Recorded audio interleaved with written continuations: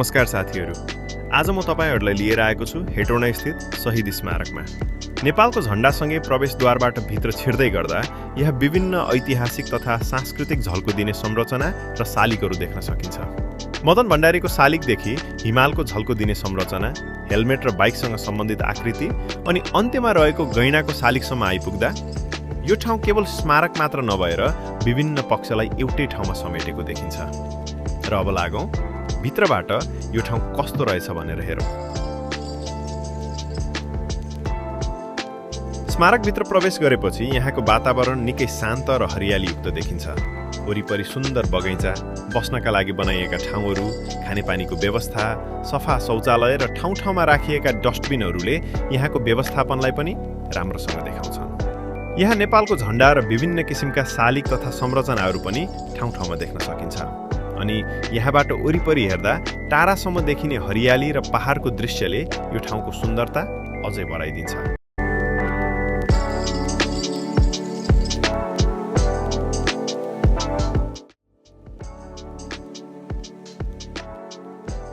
घुम्दै घुम्दै तिर्खाएका पर्यटकहरूका लागि शुद्ध र सफा खानेपानीको राम्रो व्यवस्था पनि रहेको देखिन्छ। हरियाली र निकै सफासँग सजाएका आकर्षक आकारले भरिएका यी सुन्दर बगैँचाहरू निकै राम्रा देखिँदा रहेछन्। अहिले बिहानको समय भएर होला निकै शान्त र खाली भएको दृश्य देख्न सकिन्छ। काठका हाँगाहरूलाई अनेकौं आकार दिएर बनाएको यो फोटो खिच्ने ठाउँ पनि निकै आकर्षक देखिँदो रहेछ। साथै यो के लेखिएको रहेछ सरसर्ती हेरौँ है। यहाँभित्र खानेपानी रहेको हुँदा प्रवेश सख्त मनाही गरिएको छ। उल्लङ्घन गरे कारबाही गरिनेछ। अनौठो आकार र क्यारेक्टरमा बनेका डस्टबिनहरू अनि लहराले झेलिएर सजिएका आकर्षक गेटहरू हेर्न पाउँदा मनै हल्का हुने यो दृश्य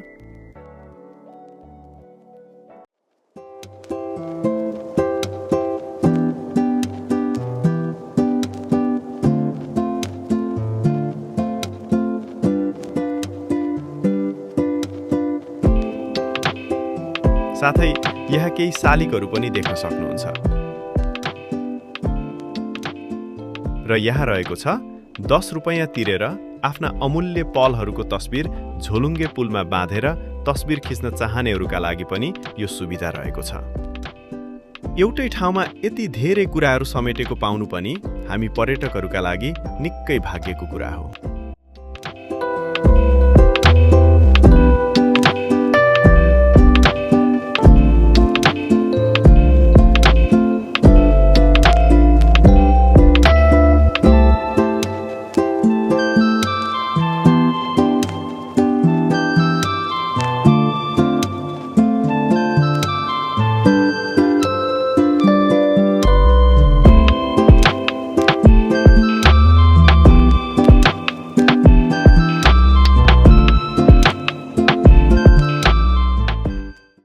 यति मात्र होइन, यहाँ साना जीवजन्तु तथा चराचुरुङ्गीहरू हेर्न मिल्ने ठाउँ पनि रहेछ।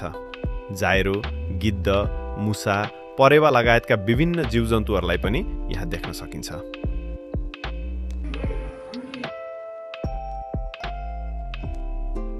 वारी सानो चिडियाखाना र पारी स्वर्गीय मदन भण्डारीको शालिगलाई जोड्ने यो पुलमा पर्यटकहरूको निकै घुइँचो लाग्ने गर्दा रहेछ।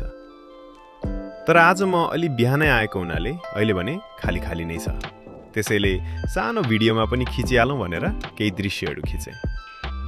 त्यसै गरी आउनुहोस् अब थोरै मदन भण्डारीको शालिगतर्फ लागौँ। 2050 देखि 2051 सालतिर तयार भएको यो शालिग मदन भण्डारीको यहाँ मात्र नभई नेपाल देशभरि नै विभिन्न ठाउँमा स्थापना गरिएका छन्। हामीले गरेको सानो अनुसन्धानपछि थाहा पाए अनुसार यस्ता शालिगहरू करिब 150 देखि 200 सम्म रहेको बताइन्छ। सरसफाइलाई नै पहिलो प्राथमिकता दिएर निकै सफा पारिएको यो ठाउँ घुम्दा विदेश घुमेको जस्तो अनुभव पनि पाइँदो रहेछ।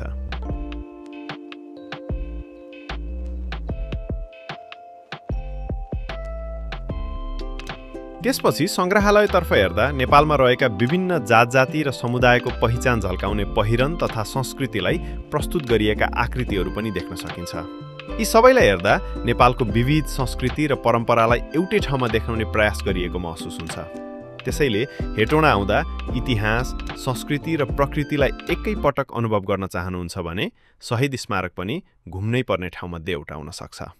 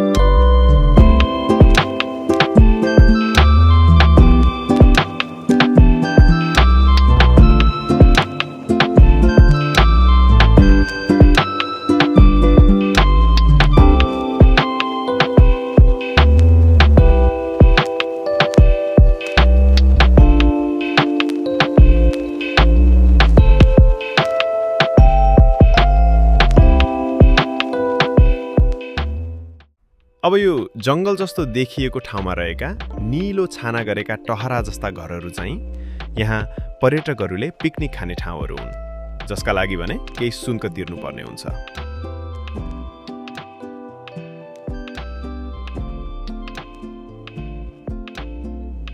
यहाँ तपाईहरूले मोटरसाइकल मात्र नभएर आफ्ना 4 चक्के सवारी साधन अनि ठूला ठूला हेभी ट्रक र बसहरू समेत पार्किङ गर्न सक्नुहुनेछ। यति ठूलो ठाउँमा पार्किङको पनि राम्रो व्यवस्था हुनु पर्यटकहरूका लागि निकै सहज कुरा रहेछ। तपाईहरू पनि आउनुहोस्, आफै घुम्नुहोस् र यो ठाउँलाई नजिकबाट अनुभव गर्नुहोस्। यदि तपाईलाई यो भिडियो मन पर्यो भने लाइक, कमेन्ट र सब्स्क्राइब गर्न नभुल्नुहोला। अर्को भिडियोमा फेरि यस्तै नयाँ ठाउँ लिएर भेटौँला। धन्यवाद।